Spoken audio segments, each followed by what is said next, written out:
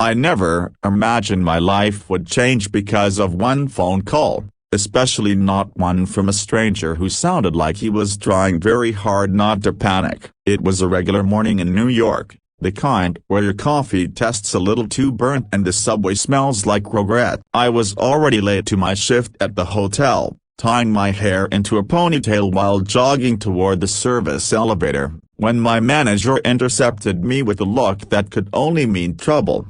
"Lena," she whispered, grabbing my arm as if I was about to escape, "go to suite 77, right now. Emergency." "Emergency like a broken bar, fire, medical?" I asked, already mentally preparing myself for CPR or a celebrity fainting from too much Botox. "No," she said, lowering her voice. "Emergency like a broken bar, very rich guest needs something unusual. And the unusual part is you." Great, because my life wasn't bad enough already. I knocked on the door of Suite 77, the presidential suite that cost more per night than I made in 2 months. When it opened, I swear the air smelled like money, fresh, expensive, life-changing money. Standing in front of me was a man who looked like he'd stepped out of a luxury watch commercial. Tall, dark hair, impossibly sharp suit, eyes colder than the hotel's air conditioning. "Are you Lena?" he asked. "Yes, sir." "I need a favor," he said, and I noticed the slight tremble in his jaw. "A big one, and you'll be to broken bar generously." If someone says generously in a $30,000 suit, you pay attention. He stepped aside, gesturing for me to come in. I did, cautiously, because that's what you do when a billionaire invites you into his penthouse suite. Half curiosity, half fear. "My name is Adrian Blackwell," he said. I almost choked. Everyone knew him. Billionaire investor, CEO of Blackwell Industries. A man who could buy a country if he wanted to. And definitely not someone who needed me for anything. He ran a hand through his hair, clearly frustrated. "My mother is arriving in 30 minutes. She has a broken bar, very concerned about my personal life. And I may have told her I got married." I blinked. "Married?" "Yes, and you're a broken bar, not married?" "No,"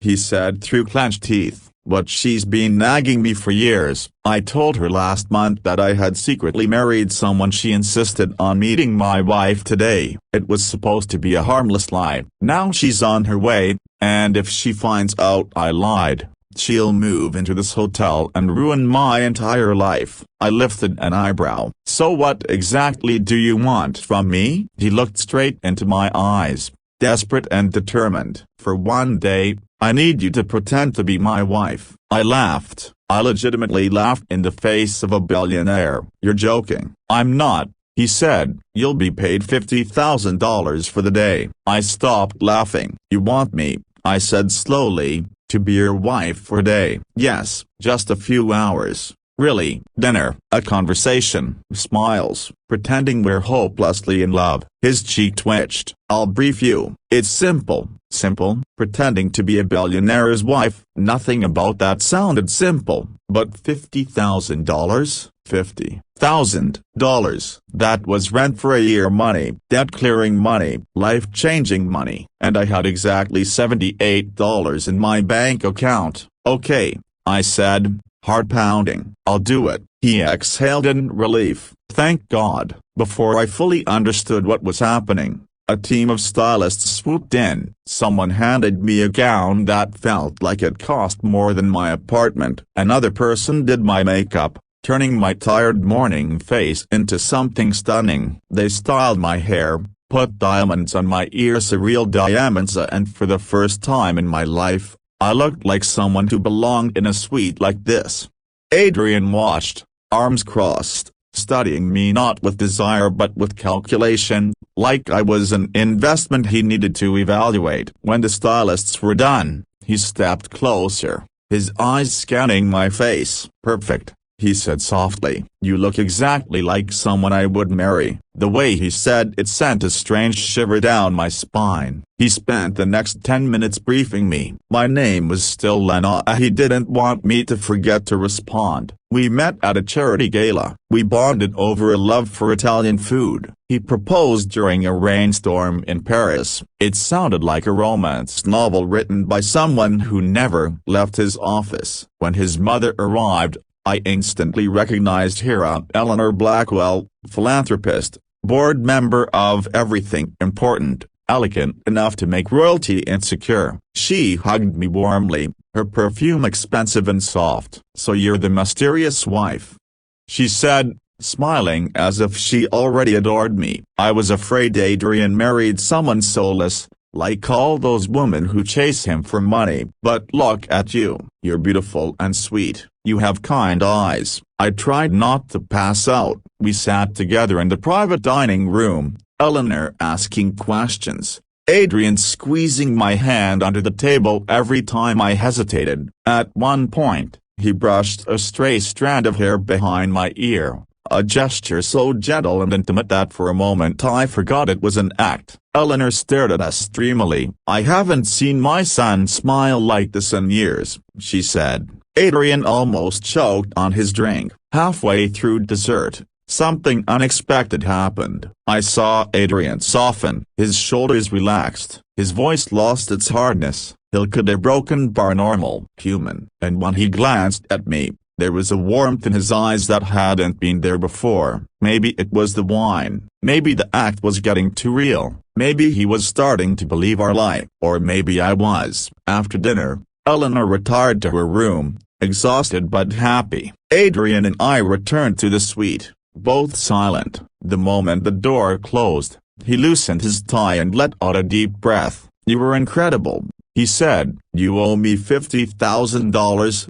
I replied. He smirked. "I'll wire it tonight." I nodded, awkwardness filling the air. The performance was over. The fantasy ended. We would go back to being strangers. Except a broken bar. He didn't seem ready for that. He walked toward me slowly, his expression unreadable. "I know this was just a deal," he said, voice low. "But today a broken bar felt different." I swallowed hard. "It did." He nodded once. "Lena, a broken bar. You were supposed to pretend to be my wife, but you made it feel real, too real." I didn't know how to respond. My chest felt too tight, my heart beat too fast. "I should go," I whispered. "Wait." He took my hand gently, firmly, as if afraid I'd disappear. "I don't want today to be the last time I see you." I looked up into his eyes. The coldness was gone. What remained was something vulnerable, something I never thought a billionaire like him could possess. "What are you saying,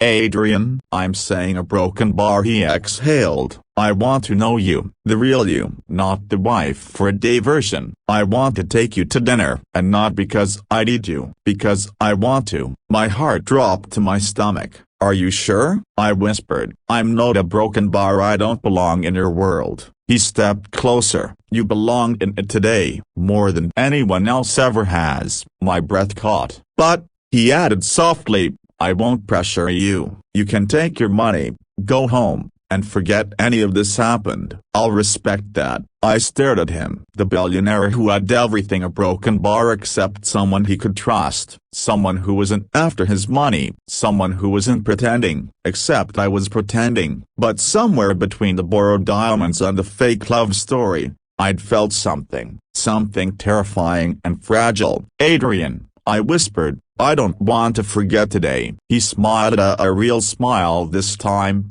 warm and almost boyish. "Then don't." He reached into his pocket and handed me a small velvet box. My heart nearly jumped out of my chest. "It's not what you think," he laughed. "Open it." Inside was a simple, delicate silver bracelet, and not extravagant, not flashy, just beautiful. "Human." "A thank you," he said softly, "for saving me today." I ran my fingers over the smooth metal, overwhelmed. "It's beautiful." "So are you," he said without hesitation. My cheeks warmed. He walked me to the elevator, and for a moment, I thought he might kiss me. But he didn't. Instead, He pressed a soft kiss against my hand, like a gentleman from an old movie. "I'll call you tomorrow," he said. I stepped into the elevator, the doors sliding shut as I whispered, "I hope you do." When I finally got home, still wearing the bracelet, still smelling like luxury and trouble, I checked my phone. One new message. "Adrian, I meant it. Dinner tomorrow." No pretending this time. My heart raced. I became a rich man's wife for a day. But somehow a broken bar that one day might be the beginning of something real, something neither of us expected, something neither of us wanted to end. Just tell me,